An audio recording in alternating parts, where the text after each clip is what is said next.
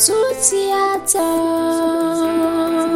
zuciyata na baka ka karɓa zuciyata kai ne ra'ayinta ƙaunar ka na zaɓa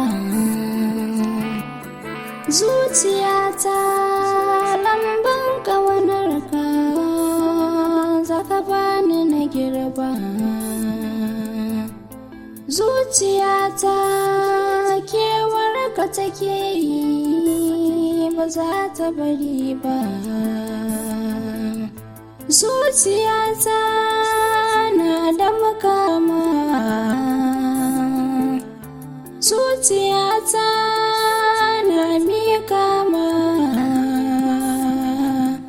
zuciyata na kulle ma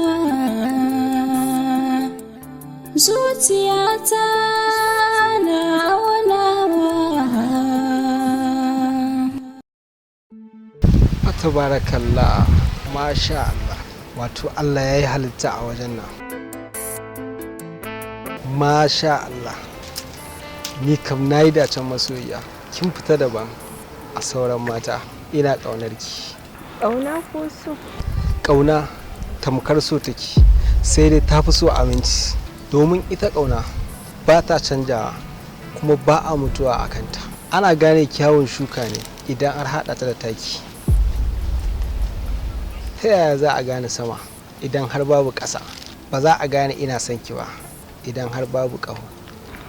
Ka zamo na musamman daga cikin mutane kuma na musamman da na taɓa haɗuwa da su a rayuwata. Ka shiga zuciyata ka zauna ta yadda ba zan iya mantawa da kai ba har abada.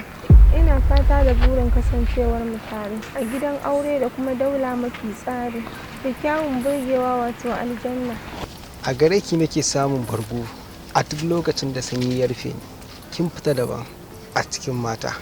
Duk lokacin da na kalle ki sai in ga kamar babu wata mace kyakkyawa a cikin mata sai ke.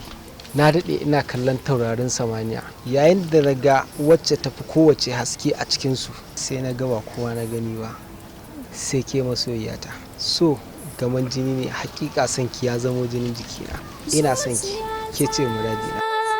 Da makama